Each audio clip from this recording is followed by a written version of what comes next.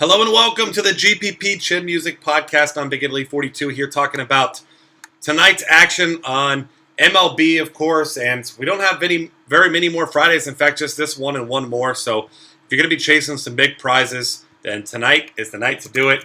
And it's going to be one of those slates that'll be fun to make some contrarian plays because obviously we've got a Coors Field game, but we've got a lot of options at starting pitcher and some interesting options elsewhere. Because as we know, anytime there's a Coors Field game, we're going to see some high ownership with these guys, and especially when you look at FanDuel, where there's quite a bit of guys that are just way too cheap, it seems like, for Coors Field. So those are the type of guys you'll want to be fading to get yourself an edge in your GPPs tonight. So I'm going to start off at starting pitcher, tell you who I'm looking at, who I think will be popular, and who I think you can swerve off everyone else with. Jose Fernandez is a guy that I like for cash games because he has a nice floor. He's $12,700 on FanDuel, which is pretty expensive. He's cheaper that's on DraftKings. On FanDuel, he's cheaper at $11,400. He's a guy that I like in cash games, but I don't know that he has a monster ceiling against this team that doesn't strike out a ton. I mean, he's got a decent ceiling. If he goes, 7 innings, he can get 10 Ks, and that's all well and good. But at $12,700 on DraftKings, probably not a guy that I'll be playing a ton because you don't imagine that he's going to go out and throw 110, 120 pitches. In fact, his last 3 starts, 76, 69, and 95 pitches. And those were all obviously quality starts. So certainly this is a team that's taking it easy on their young superstar, and rightfully so. Nothing to play for at this point in the season. So for those reasons, the guy I think I'll be playing the most as far as top expensive options in tournaments is going to be Carlos Carrasco. He's $10,300 on DraftKings. He's $9,400 on FanDuel, and this is a guy that's shown a lot of upside recently, and he's even had some success against this Royals team who, just clinched the division last night. They also strike out the least of any team in baseball, so there's a whole lot of narrative-based things going on here, especially because clinching the division last night, we've seen this many, many times, and that's not to say there's a guarantee this is going to happen because there's certainly anything could happen, but I would not be surprised at all to see some guys, Lorenzo Cain, Ben Zobrist, Eric Hosmer, probably more Kidris Morales than Hosmer, but maybe you see a bunch of guys get this night off because, they did clinch division last night, really nothing to play for the rest of the regular season. So, why not let your guys celebrate, get yourselves a day off, and I think that's a viable strategy, something that might actually come into play here tonight. So that's something I'm looking at, and Carrasco has been incredible over the last month. He did give up some runs, and obviously that's less than ideal. But the guy has monster strikeout and swing and strike numbers over the past 30 days. If you look at it, his swing and strike rate over the last 30 days, 19.8%, 38% strikeout rate. Only pitched 13 and 2/3 innings. So, like I said, take that with a grain of salt. But this is a guy that has massive strikeout upside, and he's not priced like a guy who has massive strikeout upside, mostly due to his matchup with Kansas City. So I love him tonight. Other guys, Garrett Richards is the guy I'm looking at. He's got big-time upside as well. Haven't seen one of those dominant type of performances from him in quite a while, and actually struggled in his last game against Seattle. But because Seattle has had some big breakout performances recently, guys like Robinson Cano hitting very well, and this is it's a scenario where I don't think he's going to have a lot of ownership tonight. So that's the guy that I'm looking at because you don't have to have a 45-point on DraftKings or 20-point performance on FanDuel to set yourself apart if you can find pitchers that don't have a lot of ownership. So I don't think he's going to have huge ownership. Other guys that I do think will have big ownership, guys like Jordan Zimmerman, Carlos Martinez, even Noah Syndergaard, those guys are all in play for me, but I think they're going to be more popular than I'd like in GPP. So there's other guys I'm looking at, though. One of those guys being Carlos Rodon. He's $7,700 on DraftKings. On FanDuel, $8,500, and he's a lefty against a team and the Yankees that obviously hits the left-handed pitching very well, and it's at New York, so obviously it's not an ideal matchup for him. And last time he faced him, he got rocked. 8 earned runs in 3 innings. I think there's, I won't say recency bias, but people like to be slaves of the game logs and see, that he struggled in that game, and maybe they don't see the upside. But over the last 30 days, the guy's, he's been solid. Doesn't give up much hard contact, 23.7%, almost 51% ground ball rate. Strikeout rate just under 20%. You're not expecting to go out and get 10, 12 strikeouts in this game. While that's certainly possible, it's not something you're anticipating. So that's a guy that I'm looking at that does have I won't say he has a great floor because it is a very tough matchup, but he's got a nice ceiling. And it's a game that matters to the Yankees, does not matter to the White Sox. But you also anticipate he's going to get some run support because you've got CC Sabathia on the other side, who's horrible against right-handed batters. Not a lot of great right-handers in this lineup, but I tend to think he'll get plenty of run support. If he can give you a quality start, maybe get you 6-7 Ks, this is a guy that could definitely pay off that price tag very easily and even give you a little bit of upside. And another interesting one, really cheap, Kevin Gausman. And I know that makes you want to throw up. It makes me want to throw up as well because the guy's had plenty of terrible performances. But his best one in his last 10 starts was against the Boston Red Sox, and it was in Baltimore. Obviously, you don't prefer your pitchers in either ballpark, in Camden or at Fenway. But $5,600 on DraftKings is not a bad price for him. He's 65 on FanDuel.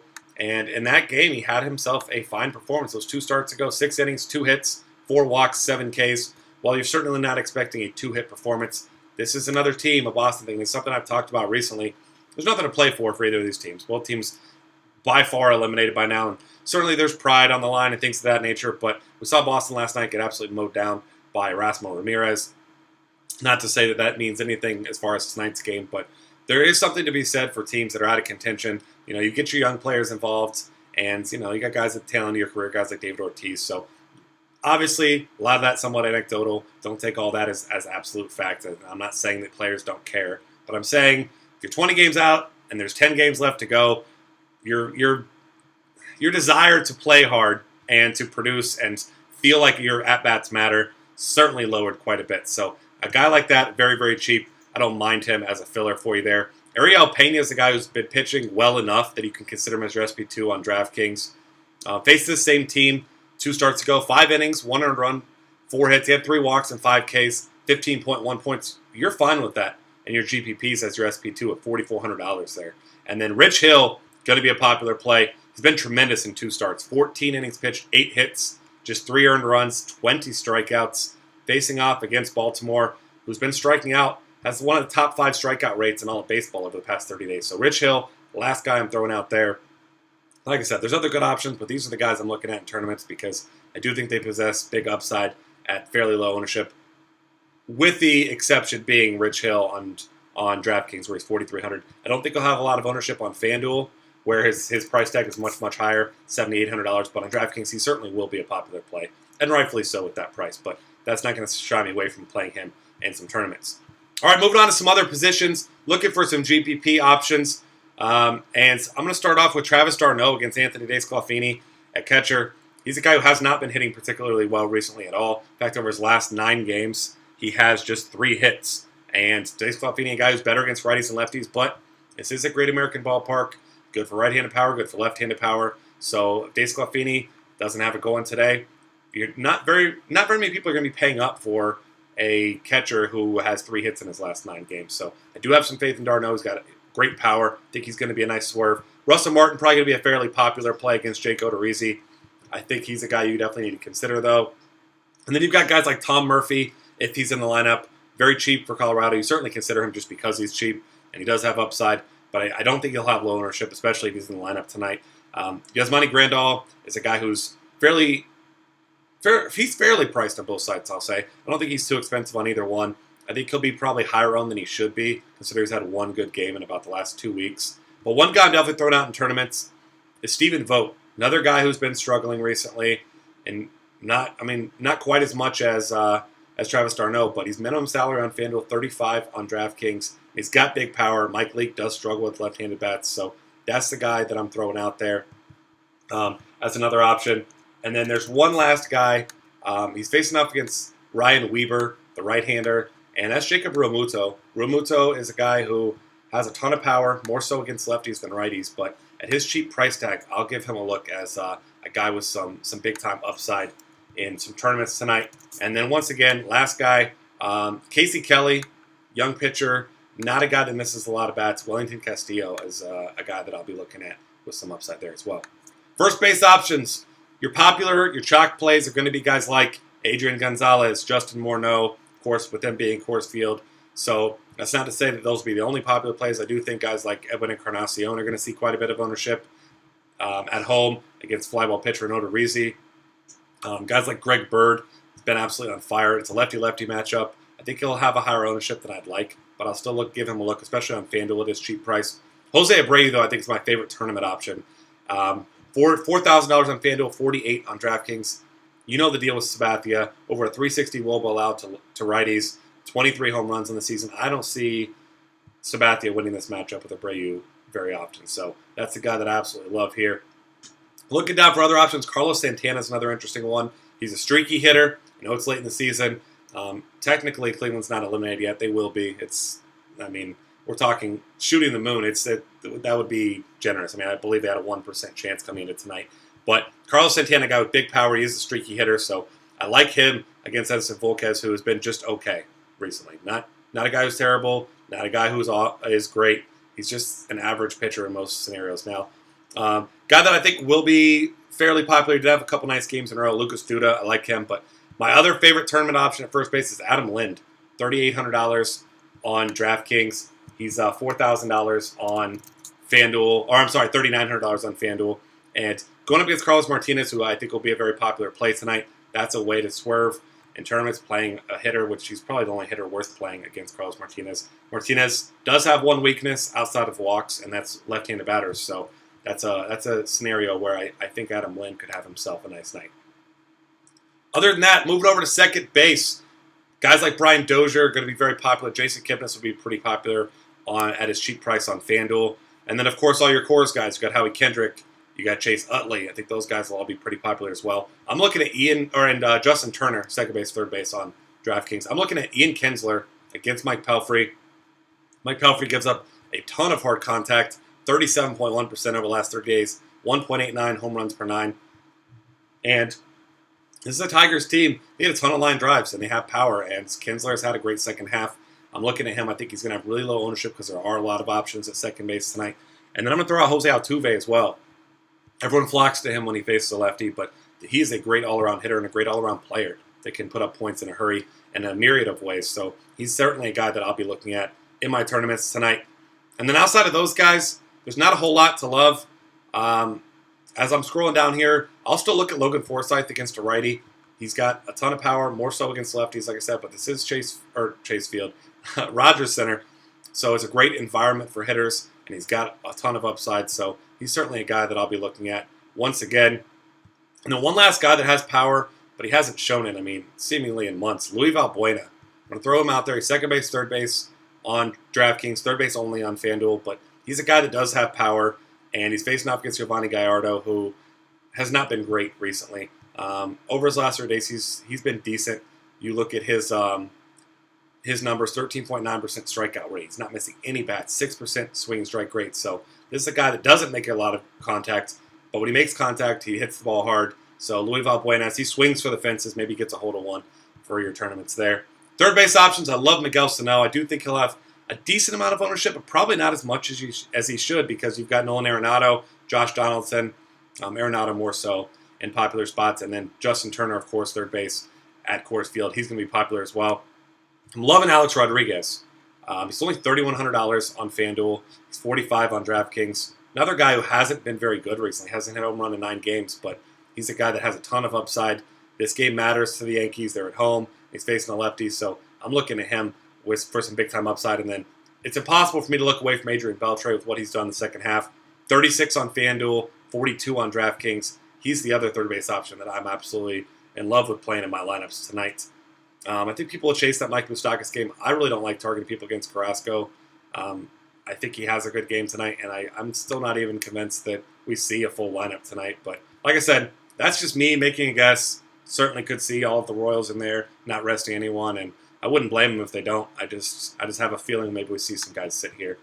Shortstop options, Corey Seager, you got to love. He's going to be popular, but $6,400 on DraftKings. Not going to be very highly owned at that price. So for that reason, I do like Corey Seager. And I know it sounds ridiculous at that price tag, but the kid's been mashing the ball. I'll be throwing him in a couple GPP lineups. I think he will be popular on FanDuel, though. But paying up at shortstop makes sense. You got Carlos Correa, Francisco Lindor. Both those guys just smashing the ball. I'm not a fan of Jose Reyes. Not a guy I'll be playing tonight. He just doesn't have a whole lot of upside. Mike Bolsinger, not a terrible pitcher. So I'm not going out of my way to pick on him. Eugenio Suarez is the guy that does have some upside. He's got some pop. Noah Syndergaard, of course, a great pitcher. He's got great stuff. And over the last 30 days, Not giving up much hard contact. 18.5% is phenomenal, but 1.37 home runs per 9. So I'm not saying I'm going to be stacking the Reds because I certainly won't, but he certainly has upside. Same goes for Ian Desmond at his price tag. I mean, this is a guy that's not a consistent hitter, but he does have power. 18 homers on the year, and I think he could be a guy that sets you apart a little bit in some tournaments there. At shortstop, because if you're not paying up for those obvious options, I think all these other guys are going to see really low ownership. Outfield options, there's a lot. Bryce Harper going to be a great tournament option because he's so expensive, and there's a course field game.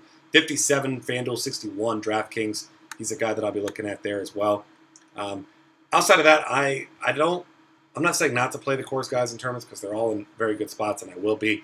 But the way to differentiate tonight is mix in the guys that you like the most there and fill them in with other lower-owned guys. So for that reason, you've got guys like A.J. Pollock at $4,800 on DraftKings. The guy can do it all. He's got 30-point upside on DraftKings. He's got massive upside. I love him there. Mookie Betts against Kevin Gausman is another guy. I think the Boston stack will be interesting because we've seen this from Gausman. He's either looks phenomenal and unhittable for 6 innings, or he just gets absolutely crushed and can't seem to find the strike zone. So I can see both sides of that. I know it sounds ridiculous to talk about the pitcher and then talk about the hitters, but that's why we're talking about GPPs here. He's a very unpredictable pitcher. I can see that going both ways. Then Seattle, another one of those ones. I don't love the batters, but you got to look at a guy like Nelson Cruz, especially at his FanDuel price against Garrett Richards, who, like I mentioned, has been good, and I do like him tonight. But if I'm not playing Richards in that lineup, I'll throw a couple shots there. Other than that, I like the St. Louis bats in the outfield, the unknowns, the Tommy Phams, the Steven Piscotty's of the world. I'll certainly be throwing those guys in some tournaments. And then Minnesota. I want all these Minnesota righties. I want Aaron Hicks, a switch hitter. I want Torrey Hunter. I mentioned Brian Dozier earlier, Trevor Plouffe, Miguel Sano. I want all of the Minnesota bats because Matt Boyd has been absolutely horrible. I love targeting them there. I would love to target some San Diego lefties against Ruby De La Rosa, but there really aren't any that I feel even decent about playing. I'll throw Josh Reddick against Mike Leake, another lefty there. And then I'm going back to the Miami lefties again. I mean, you got Christian Yelich, even Marcell Ozuna is the righty. Those guys have power. Obviously, you don't like Miami for hitters, but that's a fine way to go. Just kind of swerve there. Randall Grichuk, another guy that I'll throw in there as a Cardinal stack, because they're one of those teams that are a great team. They're not a great team to stack most often, so I'll certainly be throwing them in a couple tournaments there as well. And then outside of those guys, I'll throw Chris Davis in there. Baby Crush, Chris with a K, against Carlos Martinez. I mentioned Martinez is better against righties. Only real weakness is lefties, but Chris Davis does still have huge upside, though, whenever he's in the lineup. So you got to give him a look there as well. And then because Rich Hill will be a popular play, I don't mind going with Baltimore bats here against him. And, I mean, that offense has not been great. You got Adam Jones is banged up, but you got some guys that can hit here, and they will be low-owned, especially on DraftKings specifically, because Rich Hill, I think, will be a very popular play. So that's going to wrap things up. Find us on Twitter at DF Cafe. Subscribe to this YouTube channel. We have a lot of great content for every sport to cover, help you win in DFS today and every other day of the week. We'll see you next time.